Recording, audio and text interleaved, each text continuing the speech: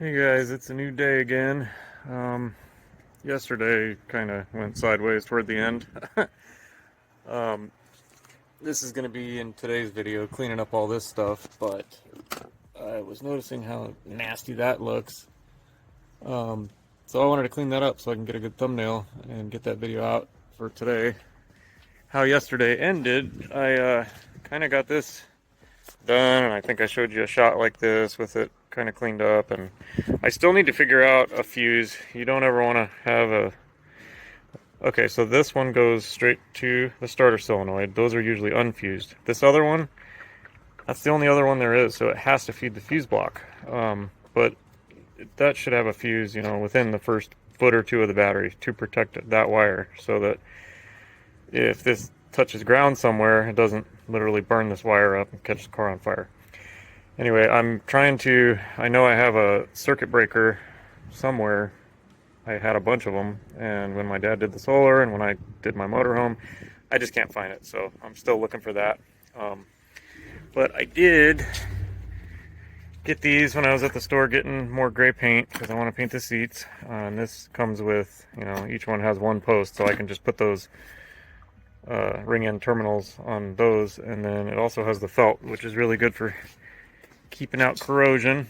Anyway, so when I went to go to the store yesterday, I noticed that the previous day when we did this ground for the windshield wiper motor, like that was the whole reason why I even got started on the battery, because I knew I needed to route that to the battery, put a lug on it, and get it terminated.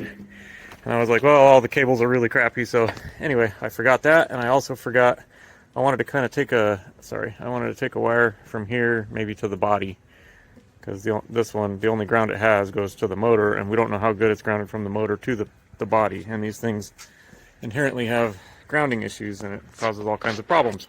So, might do that, but step one, I kind of want to get these off, paint them black, just so I can get a good thumbnail picture, so I can get today's video out to you guys, and then we'll do stuff today for tomorrow's video.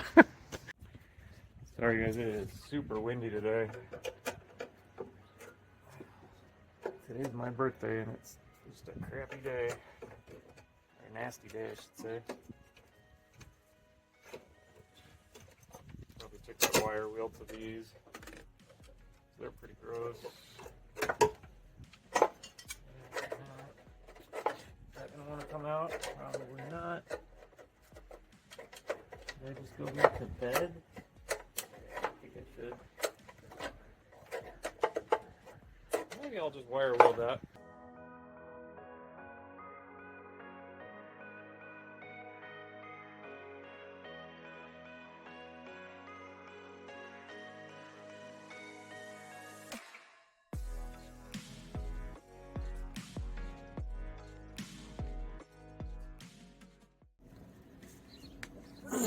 Alright guys, I could only get so much of this rust off. I don't know if you can still see it. Oop. Cut myself a little bit. Anyways, try not to show that. I'm gonna hit it with this first. It just, I don't know if you guys have ever heard of it, but it's pretty cool. You spray it on rust, it kind of turns rust like black, almost into like a primer, and then you can paint it. So I'll hit it with that first, and then we'll let that dry, and then I'll paint it black and put it back on.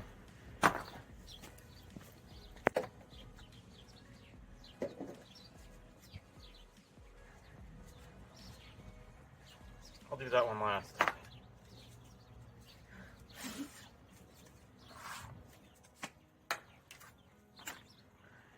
Which way's the wind blowing? I'll find out, right? Kind of goes on clear, and then wherever there was rust, it like turns it black. So it's kind of cool.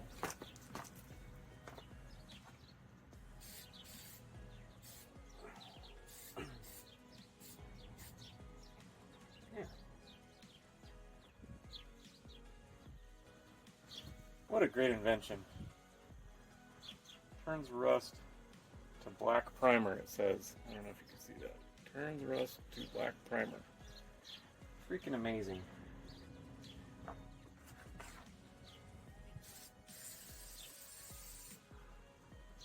So we'll just wait for that to dry, and we'll put on some black paint, throw it back together. Well guys, instead of having you watch paint dry, I figured this might be a good time to do a little lesson on electrical stuff, mainly like switches and relays. And switches are pretty basic, you guys probably already know how they work. Relays, maybe you do, maybe you don't. I know that when I was younger, getting into cars, trying to wire stuff up, I would, like, say I wanted to wire up fog lights, I would just take the positive and kind of go in and out of a switch because I didn't understand how relays worked. But if you're doing anything that requires any kind of like current load, you really should be using a relay, and don't be intimidated by them. They are, after watching this, you'll be able to wire up a relay no problem. They're super simple. I'm going to break one open with a hammer, show you guys what's inside, how exactly they work, and then it'll make sense. At least that's how I always learn better, by actually seeing what's going on. So let me get set up, we'll do that. Alright guys, we're going to kind of use my meter a little bit. If you have a meter, it probably has a setting that looks like that. That's like means that it'll beep whenever there's continuity. Continuity just means that, you know, the two things are touching. So we can use that. I guess you don't really need to see it. Let me take some of my trusty alligator clips that I got from TikTok for like $1. And I don't know which ones are, so you have, with every set of switches, you have common, normally open, and normally closed. And we'll find out what's what here. So I'll hook these to the meter, and we'll know when they're touching because it will beep. So the two outside ones, nothing. So these two, when I flip the switch, sorry, I'm not very, so one of them's common, one of them is normally open, meaning open, meaning not touching, and then when you close the switch, it just makes a circuit. So you can use that for some cool stuff. Let's set up an example real quick. Alright, so we'll do a little demonstration on, so that's our negative. So say you want to use a switch to power something that doesn't require very much current. So we have our switch.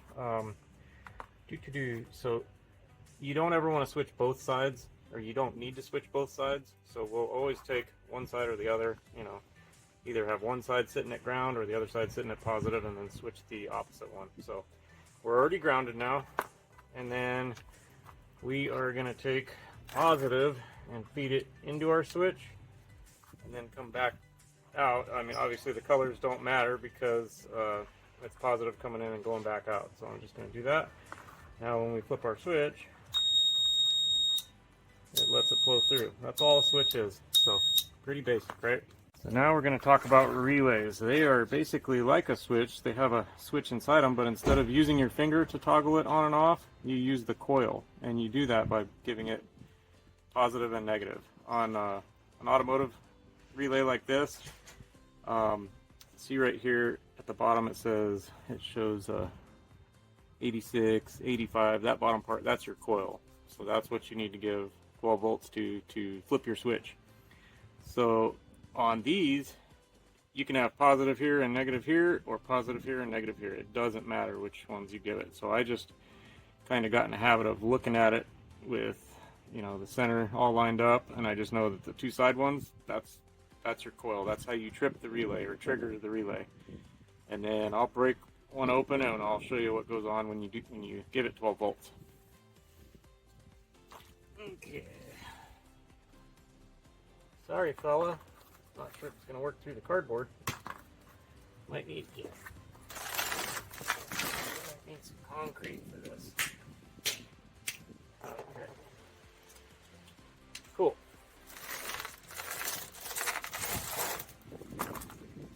Okay. So inside there, we call it a coil because it's a coil of wire. And all that is an electromagnet. So when you give power to these two outside pins, you're energizing this coil, and there's a magnet at the top right here. Hopefully you can see that. When you turn that into an electromagnet by energizing the coil, all it does is suck this down. So this is your 3 center poles, these 3 right here. That's all taking place right here. So you can tell just by looking at it. The common is your middle one, because the common is always going to touch one or the other. This outside one is normally closed because it's normally connected to the common. And then the one right here is normally open, meaning it's normally not connected to the common. And if you like follow them, you can, well, on some relays you can actually follow them and see where they go. But yeah, that's all that happens when you energize the coil. That magnet turns on. Whoop. That magnet turns on and it sucks this over. So you would want to hook something to the normally open and the common, and then when you like flip your switch and you take, just like what we just did to turn on that sounder, your switch could turn on the coil on this, and then you could run 30 amps. You know, you could feed 30 amps in and back out, which you could never do through a switch like that. So that's what relays are for. It's for carrying like a bigger load, but you don't need hardly any current to trigger it. So let's set something up here and we'll do an example. I guess our example could just be energizing the coil. So if you're looking at the 3 vertically, your side ones are the coil. So you can either do positive here and negative here, and watch what happens up here when I do this. And you can hear it click. And you can flip it. Not with all relays, but with automotive relays, you can do either one. You know, you can reverse the polarity and it doesn't matter. So, pretty cool, huh? Okay, so I got this partially set up. We're going to pretend that this little sounder is a auxiliary fan that draws 30 amps when you turn it on, and you want to wire a switch to it. But you can't just run 30 amps through the switch, so you have to use a relay. So you still need your switch, so we're coming off of our positive and we're feeding it into, you know, the normally open, and then we're coming out and we're going to put that to one side of the coil. And then obviously we have to, if you're feeding positive in one side, then you need ground already at your other side. So I'm just gonna, I guess I could do that right here. Okay, so now when we flip our switch, you should hear the coil. You see it moving, and the switch is louder than the relay, but I'm trying to flip it quietly. Anyway, so that should be off. Then if we take a look at our non-broken one, hopefully you can see the numbers. That's 86 and 85. That's the coil. That's out of the way. You got 30, 87A, and 87. So if you look at this, 30 is the common because it's the part that switches back and forth. And then you got your 87A, which is normally closed because it's normally connected. And then your 87. So just like our switch, this basically is a switch. So we would want to feed our power in on 30 or 87, either one. And then out on the opposite one. So we just want to use the open ones. So 30 and 87, which would be the 2 top ones. And I would say 90% of the time when you use an automotive relay, you're not going to use the center pin. That you use those when you start talking like reverse polarity door locks and things like that, where you're, you know, you need, anyway, we'll do that some other time. So okay, so we already got our coil hooked up. So let me take a couple more, and we will say this is our load in. You know, it's fused straight from the battery. Say you have a 40 amp fuse coming right off the battery, and this is a thicker, this is like a 10 gauge wire or something. So hook that to either top or bottom, and then coming out to our positive of our fan would be the other side. And we'll put that right there. Oh, I guess our switch is on. Okay, so that's it. I know it looks confusing, but if you followed step by step, it really wasn't. So positive coming into our switch, going out. That gives the coil 12 volts. That energizes the coil, which turns it into an electromagnet and sucks this down, and that connects those two. So you got your heavy gauge wire coming in and then coming back out to the positive of your fan, your 30 amps. So this can be little skinny gauge wire going in and out of the switch, and then the only place you need your heavy gauge wire would be these two. Clear as mud, right? Okay, so now it's really complicated with this. We're gonna turn on this LED, but we're gonna use that center pin the forbidden center pin that nobody ever uses. Whoop. So if I could sneak this in there, that is going to do the opposite of what our sounder does. I don't know what the application would be for that, when you would need to do that, but say you need a light to come on anytime your fan shuts off. So you're like, oh crap, I'm going to overheat. I need to do that. I need to flip the switch. LEDs are diodes, so if you hook 12 volts one way, it won't work. If you hook it the other way, it will work. So that's all you really need to know. So we'll try it one way. If it doesn't work, we'll try it the other way. This one's bent. I must have stepped on it or something. Okay, so there we go. So that will be positive. So we need to ground the other side. Okay, and nothing's happening. With our sounder turned off, this should be on.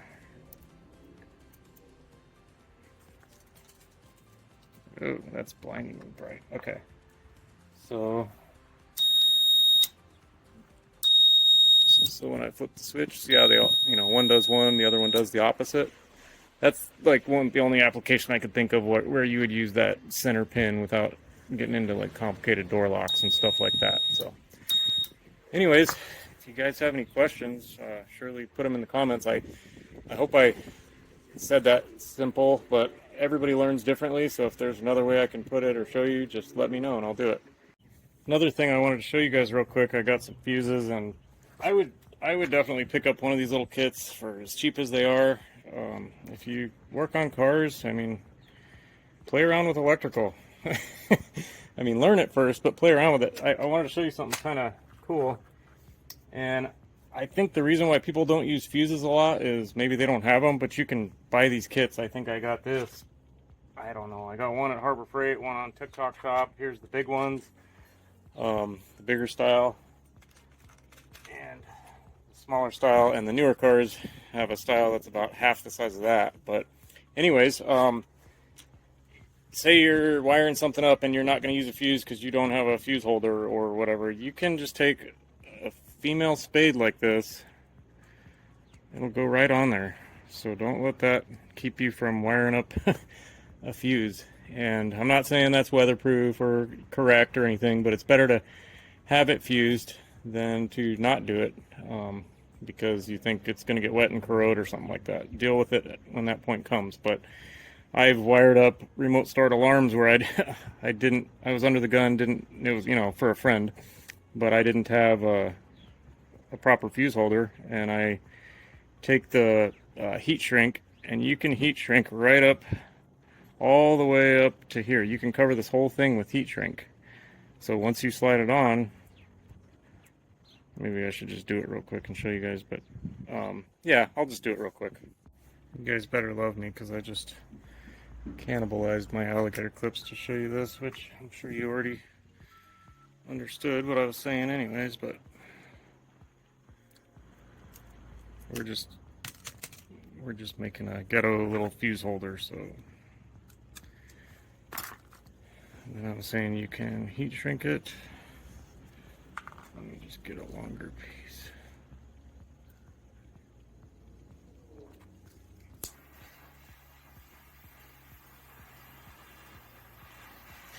I'm just using a torch because you could absolutely use a lighter, but it's so windy here today. You'd probably have a thicker gauge wire if you were actually doing this, so it would shrink around it. Let's do a red one on this guy. Just, you would never have positive going in and negative coming out, but these are just examples.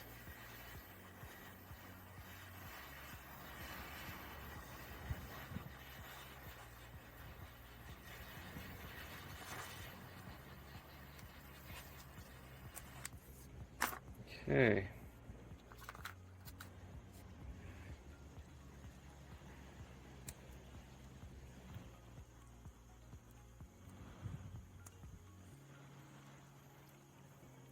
There you go. I think I forgot to mention that when you're wiring up your relays, how you do that. I've seen people actually solder straight to there. I wouldn't do that. But you could use these female spades. Just put them on and then crimp your wire on and then put it on. Or the other thing you can do is when you order them, buy them with these sockets that just plug right in. And then they give you a different color for each, coil and load and stuff like that. So that's a couple ways to wire it up. I guess we got a tiny bit sidetracked, didn't we? Oh, that's white. That's not black. Okay, I got the black.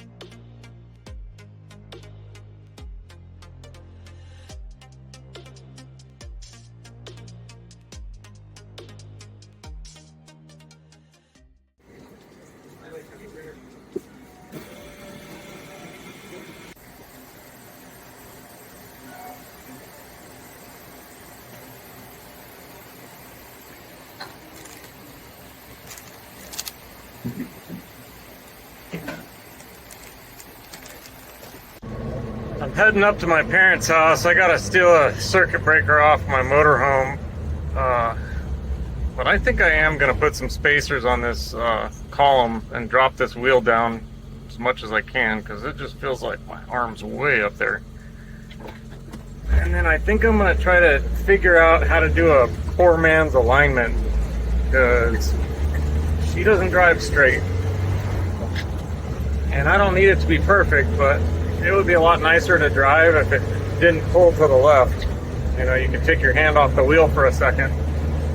I kind of straightened out the wheel when I did the dash, when I had the wheel off and I did the combo switch, but it still pulls to the left, obviously. So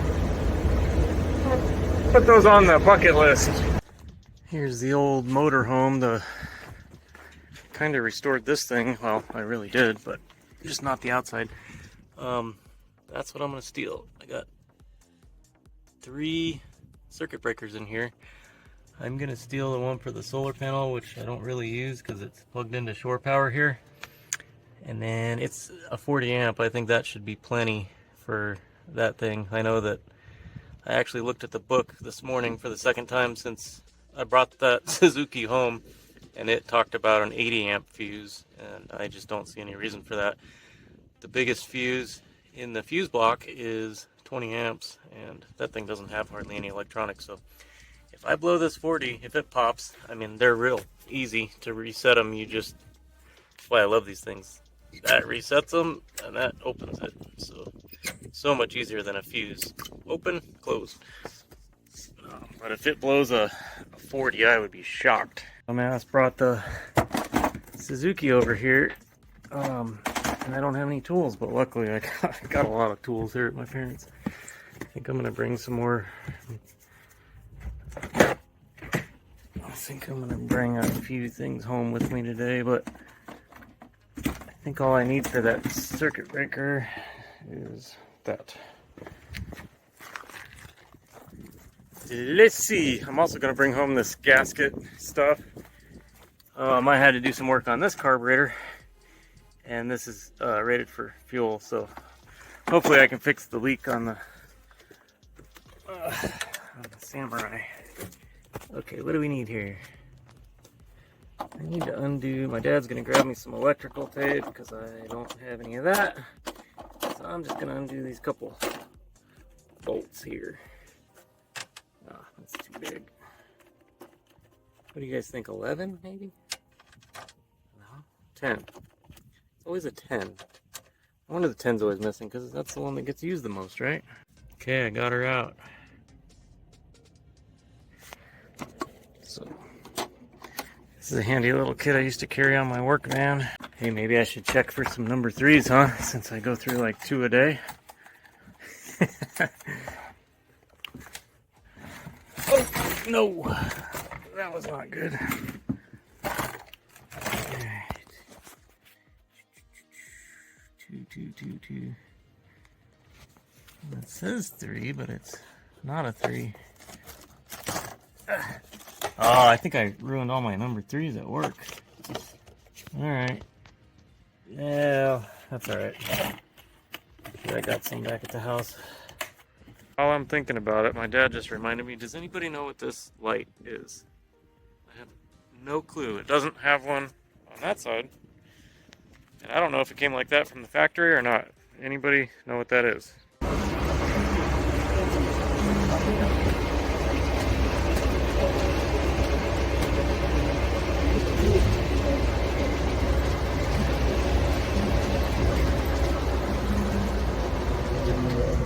Okay guys, I'm back from my parents' house. I got today's video out. I should have come out at 3. I just noticed this grommet. I could probably come out that grommet for the windshield wiper motor ground wire that we did the other day. And I think I'm going to get rid of this and add those other deals I showed you. And then I got some of this Permatex gasket dressing, fuel resistant. That was up at my parents'. I used that on the motorhome, and then I grabbed a few other tools that I wanted to grab a few extra Milwaukee batteries for that thing that I charge my phone off of. But I'm trying to think. Okay, so I need to see if I can see that grommet from down here. Oh, hey, there's the computer. Looks like. Huh. Okay, well I can shove something through from the other side to try to snake it in there. Got this old drill bit. Let's see if... Okay, well that was easy. We used to use these drill bits at work to run wire and stuff. They have a little hole in them, so it's real easy. You just run one of the wires through there. Just do the black one.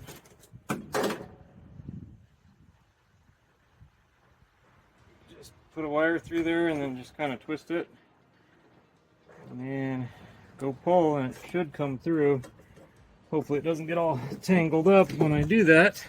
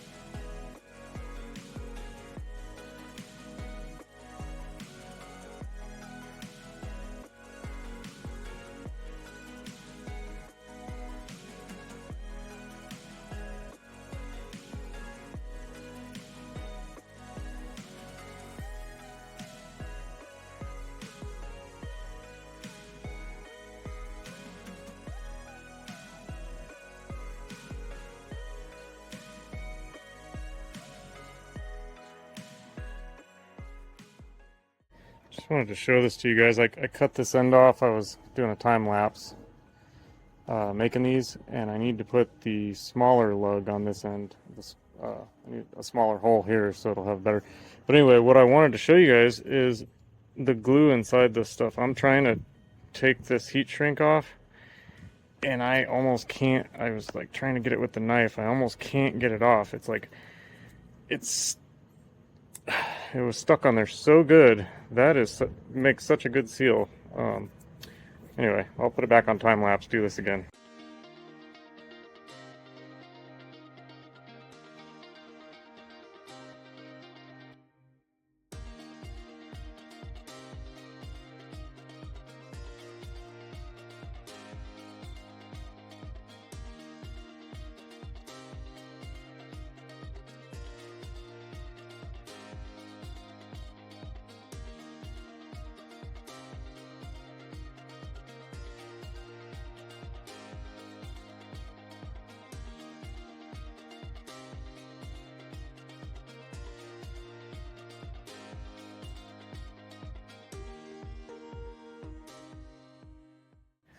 Alrighty, last wire to go here, and if you see the stud on there compared to the stud on there, that stud is quite a bit smaller, and that's why I ended up having to redo this. I had to put the smaller one on one end and the larger one on the other end. So I'm going to go ahead and get that in there, and then I'll show you what I got going on.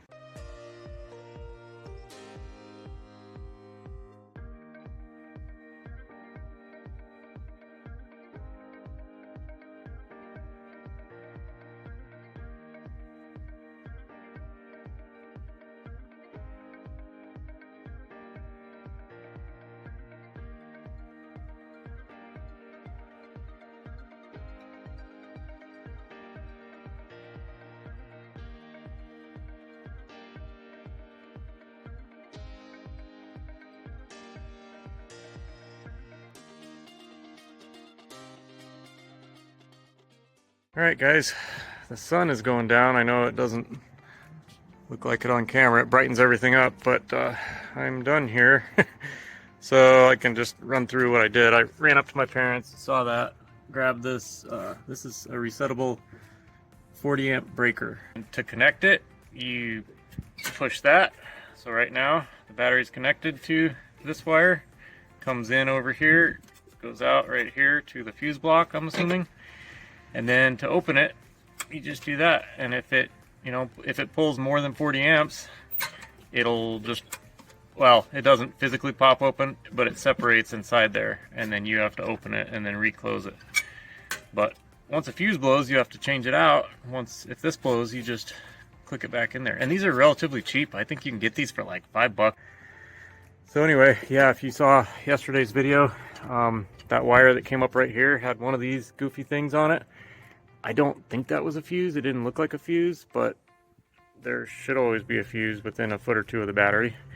So maybe it was a fusible link, and I just wanted to get something on here to protect that wire. But the other things we did, the wire that I forgot about yesterday that was in the passenger footwell, ran that through here, put it in some loom, grounded it.